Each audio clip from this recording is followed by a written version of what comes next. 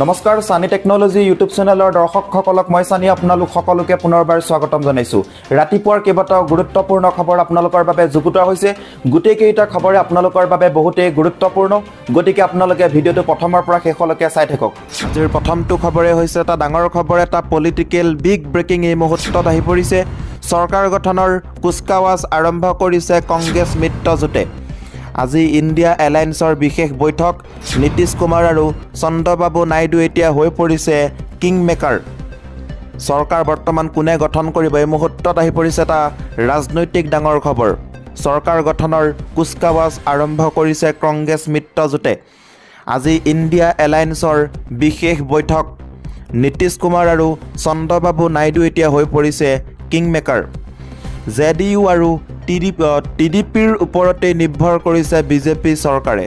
যিহেতু বিজেপিয়ে magic number হৈছে 273, বিজেপিয়ে যিহেতু অকলে সেই নম্বৰ লাভ কৰিবলৈ পৰা নাই, গতিকে এতিয়া নিৰ্ভৰ কৰিছে কংগ্ৰেছে নিৰ্ভৰ কৰিছে জেডিইউ আৰু টিডিপিৰ ওপৰত, আৰু লগতে বিজেপিয়েও নিৰ্ভৰ কৰিছে জেডিইউ আৰু টিডিপিৰ ওপৰতেই। নীতিশ কুমাৰ আৰু চন্দ্ৰবাবু নাইডুৰ সৈতে সম্পৰ্ক স্থাপন কৰিছে ইণ্ডিয়াৰ কেইবাগৰাকীও নেতাই। এনডিএৰ পক্ষ এৰি ইণ্ডিয়ালৈ আহিলে সলনি হ'ব প্ৰেক্ষাপট, কিজানি প্ৰধানমন্ত্ৰী সলনি হৈ যাব পাৰে। যদি জেডিইউ আৰু টিডিপি যদি কিবা কাৰণত ইণ্ডিয়া এলায়েন্সত যোগদান কৰে, তেনেহ'লে প্ৰেক্ষাপট সলনি হৈ যাবও পাৰে, বা প্ৰধানমন্ত্ৰী মোদী সলনি হৈ যাবও পাৰে। তেখেত দুজনৰ লগতে কথা এতিয়া বৰ্তমান আলোচনা বিলোচনা চলি আছে। যিহেতু নীতিশ কুমাৰ আৰু চন্দ্ৰবাবু নাইডুৱে বিজেপিত বৰ্তমান যোগদান কৰি আছে, আৰু মেজিক নম্বৰ হৈছে 273 পালে চৰকাৰ গঠন কৰিবলৈ পাৰিব। বৰ্তমান নীতিশ কুমাৰ আৰু চন্দ্ৰবাবু নাইডু যিহেতু বিজেপিত আছে, গতিকে বিজেপিয়ে চৰকাৰ গঠন কৰিবলৈ আগবাঢ়ি আছে। কিন্তু কংগ্ৰেছ এলায়েন্সৰ ফালৰ পৰা অফাৰ দিয়া হৈছে যে উপ মুখ্যমন্ত্ৰী দিব নীতিশ কুমাৰক। কংগ্ৰেছৰ ফালৰ পৰা অফাৰ দিছে, যদি নীতিশ কুমাৰে উল্টা পক্ষত মাৰি উল্টা বাগৰ মাৰি পৰা যদি কিবা কাৰণত ইণ্ডিয়া এলায়েন্সত যোগদান কৰে, তেনেহ'লে কংগ্ৰেছ চৰকাৰ হৈ যাব পাৰে। তাকে এতিয়া বৰ্তমান সময়ত আলোচনা বিলোচনা চলি আছে। এনডিএৰ পক্ষ এৰি ইণ্ডিয়ালৈ আহিলে সলনি হ'ব পাৰে প্ৰেক্ষাপট। চৰকাৰ গঠনৰ বাবে মেজিক নম্বৰ হৈছে 272। বিজেপিয়ে অকলে লাভ নকৰিলে এই যাদুকৰী সংখ্যা। নীতিশ কুমাৰ আৰু চন্দ্ৰবাবু নাইডুৱে মৰ্চা সলালেই বিপদত পৰিব পাৰে এনডিএ। বিপদত পৰিব যে খাটাং এনডিএ, যদি কিবা কাৰণত নীতিশ কুমাৰ আৰু চন্দ্ৰবাবু যদি নাইডুৱে লুটি বাগৰ মাৰি পেলাই যদি ইণ্ডিয়া এলায়েন্সত যোগদান কৰে, তেনেহ'লে বিপদত 100% পৰিব এনডিএ চৰকাৰ। এনডিএ চৰকাৰে গঠন কৰিব নোৱাৰে, চৰকাৰ গঠন কৰিব নোৱাৰিব। চৰকাৰ গঠনৰ কুচকাৱাজ আৰম্ভ কৰিছে কংগ্ৰেছ মিত্ৰজোঁটে। আজি ইণ্ডিয়া এলায়েন্সৰ বিশেষ বৈঠক।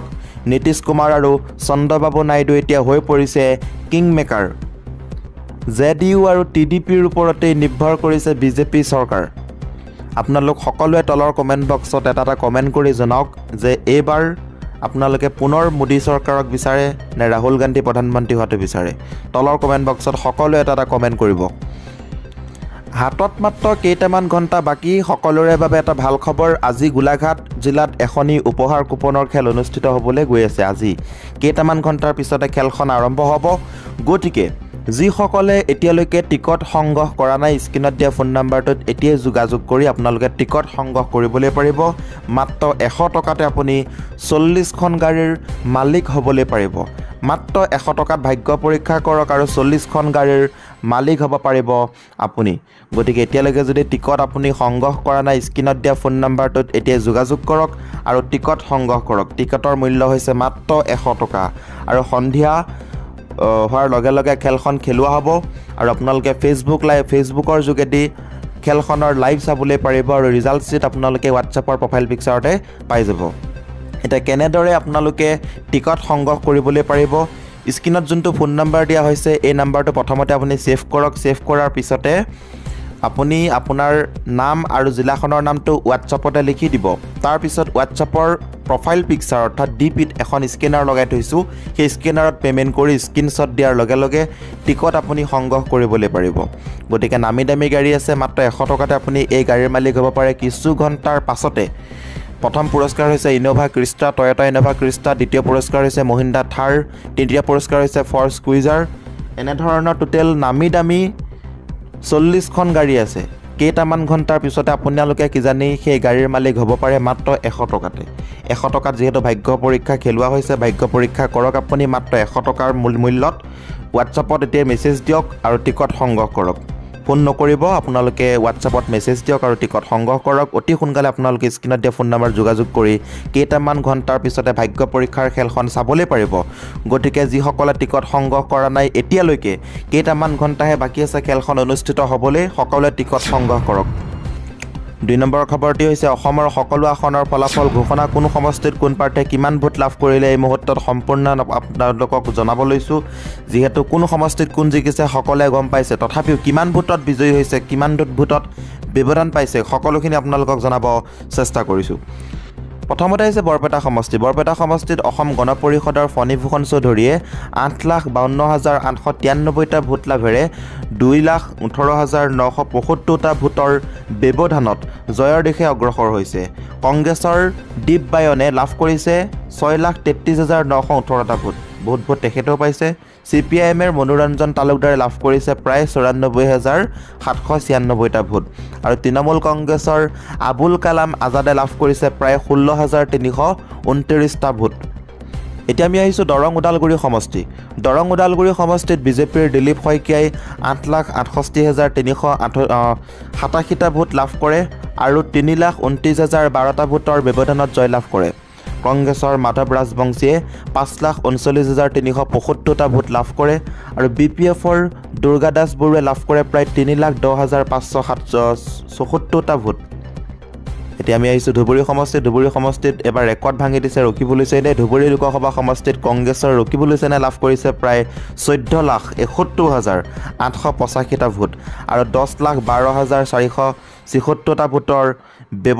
বৃহৎ ব্যৱধানত জয় লাভ কৰে ৰেকৰ্ড ভাঙি দিছে ধুবুৰী সমষ্টিত এবাৰ কংগ্ৰেছৰ ৰকিবুল হুছেইনে উল্লেখযোগ্য যে ৰকিবুল হুছেইন দেশৰ ভিতৰতে দ্বিতীয় সৰ্বাধিক ভোটৰ ব্যৱধানত জয় লাভ কৰা প্ৰাৰ্থীৰূপে পৰিগণিত হৈছে আনহাতে AIUDFৰ বদৰুদ্দিন আজমলে লাভ কৰিছে প্ৰায় 4,59,409টা ভোট আৰু অগপৰ জাভেদ ইছলামে 4,38,594টা ভোট লাভ কৰিছে এতিয়া আমি আহিছো ডিব্ৰুগড় লোকসভা সমষ্টিত বিজেপিৰ সৰ্বানন্দ সোণোৱালে 6,93,762টা ভোট লাভ কৰিছে তাৰ লগতে 2,79,321টা ভোটৰ ব্যৱধানত জয় লাভ কৰে আনহাতে অসম জাতীয় পৰিষদৰ লুৰিণজ্যোতি গগৈয়ে 4,14,441টা ভোট লাভ কৰে আৰু আম আদমি পাৰ্টিৰ মনোজ ধানোৱাৰে লাভ কৰে প্ৰায় 1,37,864টা ভোট ডিফু সমষ্টিত বিজেপিৰ অমৰ সিং টিছুৱে 3,34,620টা ভোট লাভ কৰি 1,47,603টা ভোটৰ ব্যৱধানত জয় লাভ কৰে বিপৰীতে নিৰ্দলীয় প্ৰাৰ্থী জেআই কাঠাৰে লাভ কৰে প্ৰায় 1,87,017টা ভোট আৰু কংগ্ৰেছৰ জয়ৰাম ইংলেঙে লাভ কৰে প্ৰায় 1,24,019টা ভোট গুৱাহাটী সমষ্টিৰ কথা কৈছো গুৱাহাটী সমষ্টিত বিজেপিৰ বিজুলী কলিতা মেধিয়ে 8,94,887টা ভোট লাভ কৰি 2,51,090টা ভোটৰ ব্যৱধানত জয় লাভ কৰে আনহাতে কংগ্ৰেছৰ মীৰা বৰঠাকুৰ গোস্বামীয়ে লাভ কৰে প্ৰায় 6,43,797টা ভোট আৰু বহুত সমষ্টি আছে আপোনালোকক নেক্সট ভিডিঅ'ত বাকি কেইটা সমষ্টিৰ বিষয়ে জনাম সকলোৱে অলৰেডি গম পাইছেই আজিৰ ভিডিঅ'টো এইখিনি আছিল যদি ভিডিঅ'টো ভাল লাগিছে লাইক শ্বেয়াৰ সকলোখিনি কৰিব ধন্যবাদ